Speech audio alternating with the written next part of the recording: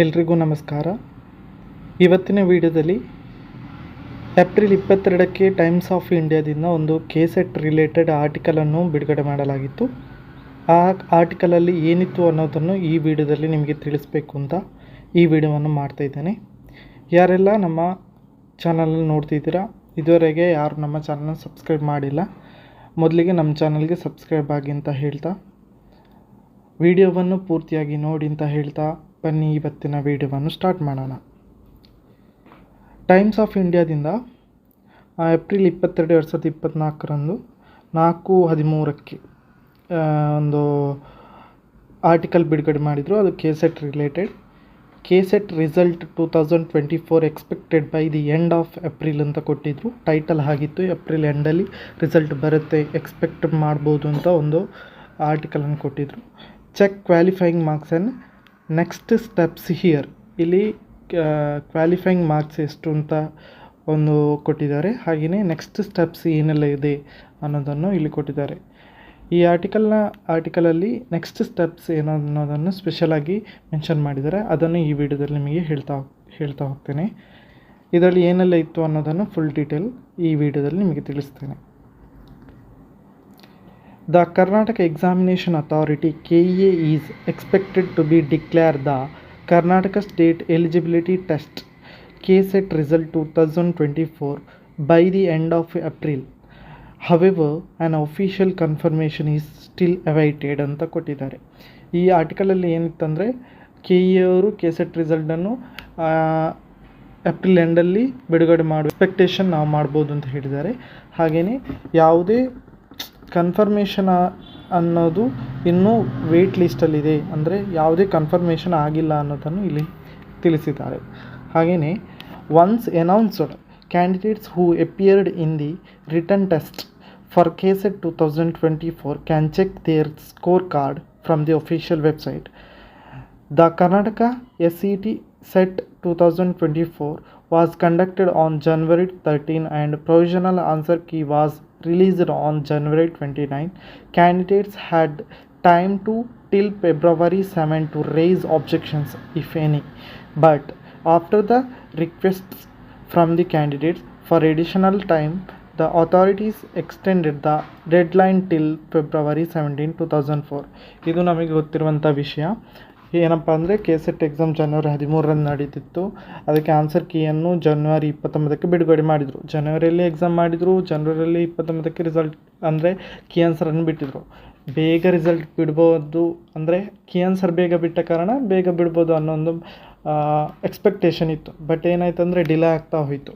Delay ಆಯಿತು ಅಂದರೆ February 7 ಅಬ್ಜೆಕ್ಷನನ್ನು rice ಮಾಡಲಿಕ್ಕೆ ಅವಕಾಶವನ್ನು ನೀಡಿದರು. ಆನಂತರ ಅದರ ಡೇಟನ್ನು ಎಕ್ಸ್ಟೆಂಡ್ ಮಾಡಿದರು, ಫೆಬ್ರವರಿ 17 ಎಕ್ಸ್ಟೆಂಡ್ ಮಾಡಿದರು. ಸೊ 17 ಎಕ್ಸ್ಟೆಂಡ್ ಮಾಡಿ ಫೈನಲ್ ಕೀ ಆನ್ಸರನ್ನು ಬಿಟ್ಟರು. ಏಪ್ರಿಲ್ನಲ್ಲಿ ಫೈನಲ್ ಕೀ ಆನ್ಸರನ್ನು ಬಿಟ್ಟರು. ಅದರ ರಿಸಲ್ಟ್ ಇನ್ನೂ ಬಿಟ್ಟಿಲ್ಲ. ಸೊ ಮತ್ತೇನು ಬರ್ದಿತ್ತಂದರೆ, ಮಿನಿಮಮ್ ಕ್ವಾಲಿಫೈಯಿಂಗ್ ಮಾರ್ಕ್ಸ್ ಎಷ್ಟು, ಅಂದರೆ ಕೆಸೆಟ್ಟಲ್ಲಿ ಪಾಸ್ ಆಗಬೇಕಾದ್ರೆ ಮಿನಿಮಮ್ ಕ್ವಾಲಿಫೈಯಿಂಗ್ ಮಾರ್ಕ್ಸ್ ಎಷ್ಟು ಬೇಕು ಅನ್ನೋದನ್ನು ಇಲ್ಲಿ ಕೊಟ್ಟಿದ್ದರು. The Karnataka examination authority KEA will announce the KSET 2024 results along with the cut-off marks for all subjects. These cut-offs are the minimum score required to qualify the exam and receive the SET ಅಂದರೆ SET certificate, which is essential for assistant professor positions. Minimum qualifying marks ಎಷ್ಟು ಅನ್ನೋದನ್ನು ಇಲ್ಲಿ 2 ಕ್ಯಾಟಗರಿಯಾಗಿ divide ಮಾಡಿ ಇಲ್ಲಿ ನಮಗೆ ಕೊಟ್ಟಿದ್ದಾರೆ. The minimum qualifying marks for Karnataka KSET 2024 depends on your category ಅಂತ ಕೊಟ್ಟಿದ್ದಾರೆ. ಕ್ಯಾಟಗರಿ ಅಂದರೆ general category 40% out of 100 marks in both paper 1 and paper 2 ಅಂತ ಇಲ್ಲಿ ಕೊಟ್ಟಿದ್ದಾರೆ. 40% ಪೇಪರ್ 1 ಮತ್ತು ಪೇಪರ್ 2 ಅಲ್ಲಿ ಇರಬೇಕು ಅಂತ. ಹಾಗೆಯೇ ರಿವೈಸ್ಡ್ ಕ್ಯಾಟಗರೀಸಿಗೆ category 1, 2A, 2B, 3A, 3B, SC, ST, PWD, VH and PH 35% ಬೇಕು ಅಂತ ಹೇಳಿದ್ದಾರೆ out of 100 marks in both paper 1 and paper 2 ಅಂತ ಹೇಳಿದ್ದಾರೆ. ಹಾಗೆ ಇನ್ನು ನೆಕ್ಸ್ಟ್ ಏನು ಹೇಳಿದ್ದಾರೆ ಅಂದರೆ, ಇಲ್ಲಿ ಆರ್ಟಿಕಲಲ್ಲಿ ಏನಿತ್ತು ಅಂದರೆ, how to check KSET result 2024 ಅಂತ ಕೊಟ್ಟಿದ್ದಾರೆ. ಇದರ ಬಗ್ಗೆ ನಾನು ವಿಡಿಯೋವನ್ನು ಆಲ್ರೆಡಿ ಮಾಡಿದ್ದೆ. ಇಲ್ಲಿ 5 ಸ್ಟೆಪ್ಸನ್ನು ಕೊಟ್ಟಿದ್ದಾರೆ. 5 ಸ್ಟೆಪ್ಸಲ್ಲಿ ಯಾವುದೆಲ್ಲ visit official website of Karnataka examination authorities at cet.online.karnataka.government in KE KSET result KSET 2023. Step 2 ಅಲ್ಲಿ on the home page click on the link for the KSET 2024 result. Step 3 ಅಲ್ಲಿ a new login page appears on the screen. Enter your application number and date of birth. Step 4 ಅಲ್ಲಿ your result will be displayed on the screen. Steps download and take printouts of same for future reference. ಇದರ video ನಾನು already ಮಾಡಿದೆ. Same ಸ್ಟೆಪ್ಸನ್ನು ಇಲ್ಲಿ ನಮಗೆ ಕೊಟ್ಟಿದ್ದಾರೆ. ಹಾಗೆಯೇ ಇಲ್ಲಿ next ಏನು ಕೊಟ್ಟಿದ್ದಾರೆ ಅಂದರೆ KSET 2024 ರಿಸಲ್ಟ್ ಅಂತ ಕೊಟ್ಟು ನೆಕ್ಸ್ಟ್ ಸ್ಟೆಪ್ಸ್ ಹಿಯರ್ ಅಂತ ಕೊಟ್ಟಿದ್ದಾರೆ. ಏನೆಲ್ಲ ಮತ್ತಿನ ಪ್ರೋಸೆಸ್ ಏನಿದೆ, ನೆಕ್ಸ್ಟ್ ರಿಸಲ್ಟ್ ಬಂದ ನಂತರ ಏನೆಲ್ಲ ಪ್ರೋಸೆಸ್ ಇದೆ ಅನ್ನೋದರ ಬಗ್ಗೆ ಇಲ್ಲಿ ಕೊಟ್ಟಿದ್ದಾರೆ. The specific steps after the Karnataka KSET result 2024 announcement will depend on your result ಅಂತ ಕೊಟ್ಟಿದ್ದಾರೆ.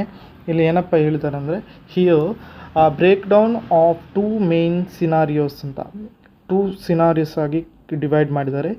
ಫಸ್ಟ್ ಸಿನಾರಿಯೋಲ್ಲಿ ಇಫ್ ಯು ಕ್ವಾಲಿಫೈಡ್ ಅಂತ ಕೊಟ್ಟಿದ್ದಾರೆ. ನಾವೆಲ್ಲಾದರೂ ಕ್ವಾಲಿಫೈ ಆದರೆ ಏನೆಲ್ಲ ಇರುತ್ತೆ ಅಂದರೆ download and save your certificate. ನಾವೀಗ ಕ್ವಾಲಿಫೈ ಆಗಿದ್ದೇವೆ, KSETಲ್ಲಿ ಪಾಸ್ ಆಗಿದ್ದೇವೆ ಅಂತ ಇದ್ದರೆ ಏನು ಮಾಡಬೇಕಂದ್ರೆ once the Karnataka examination authority releases the result, qualified candidates can download the KSET certificate from the official KEA website. This certificate is crucial for applying the assistant professor post in the Karnataka universities and colleges. As we know, we must download the certificate from the government that KEA website. This is one process. Job application process ಅಂತ ಒಂದು information ಕೊಟ್ಟಿದ್ದಾರೆ. You can now begin applying for assistant professor position in the Karnataka universities and colleges. Many institutions will require KSET certificate as mandatory qualification during the application process. If you are qualified in KSET exam, these are all the next process to apply the assistant professor post. And ಇನ್ನೊಂದು ಏನು ಹೇಳಿದ್ದಾರೆ ಅಂದರೆ ಇನ್ನೊಂದು scenario ಏನಪ್ಪ ಅಂದರೆ if you didn't qualify ಅಂತ ಹೇಳಿದ್ದಾರೆ. ಅಂದರೆ ಎನಲೈಸ್ ಯುವರ್ ರಿಸಲ್ಟ್ ಅಂತ ಕೊಟ್ಟಿದ್ದಾರೆ. Carefully review your score report to identify your strengths and weaknesses in both paper 1 and paper 2. This will help you strategize for a future attempt.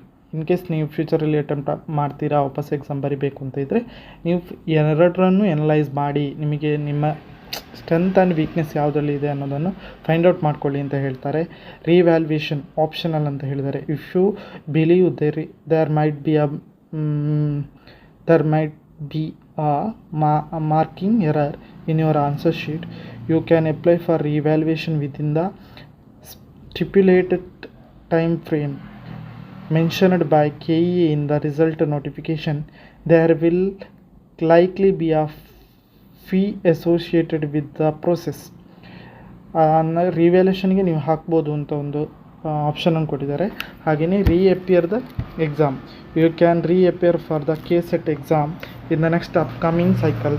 Use your analysis from the previous attempt to guide your preparation for the next try ಅಂತ. ಇದು next exam ಬರೆದಿದ್ರೆ in case ನಾವು qualify ಆಗದಿದ್ದರೆ 3 ಸ್ಟೆಪ್ಸನ್ನು ಇಲ್ಲಿ ಕೊಟ್ಟಿದ್ದಾರೆ. ನಮಗೆ ಯಾವುದೆಲ್ಲ ಎನಲೈಸ್ ಮಾಡ್ಕೊಳ್ಳಿ, ರಿವ್ಯಾಲ್ಯೂಷನ್ಗೆ ಹಾಕ್ಬೋದು ಅಥವಾ ಎಕ್ಸಾಮ್ಗೆ ರೀಅಪಿಯರ್ ಆಗ್ಬೋದು ಅನ್ನೋ 3 ಆಪ್ಷನನ್ನು ಕೊಟ್ಟಿದ್ದಾರೆ. ಇದಿಷ್ಟು ಟೈಮ್ಸ್ ಆಫ್ ಇಂಡಿಯಾದಿಂದ ಬಿಟ್ಟಂಥ 22ನೇ ತಾರೀಕು ಏಪ್ರಿಲ್ 22ಕ್ಕೆ ಬಿಟ್ಟಂಥ ಆರ್ಟಿಕಲಲ್ಲಿ ಇದ್ದಂಥ ವಿಷಯ KSET ರಿಲೇಟೆಡ್ ಇನ್ಫಾರ್ಮೇಷನ್ ಆಗಿದೆ. ಈ ವಿಡಿಯೋ ನಿಮಗೆ ಇಷ್ಟ ಆಗಿದ್ದರೆ ಲೈಕ್ ಮಾಡಿ, ಶೇರ್ ಮಾಡಿ. ಹಾಗೆಯೇ ನಮ್ಮ ಚಾನಲ್ಗೆ ಯಾರೆಲ್ಲ ಇನ್ನೂ ಸಬ್ಸ್ಕ್ರೈಬ್ ಆಗಿಲ್ಲ ಸಬ್ಸ್ಕ್ರೈಬ್ ಆಗಿ ಅಂತ ಹೇಳ್ತಾ ಎಲ್ರಿಗೂ ನಮಸ್ಕಾರ.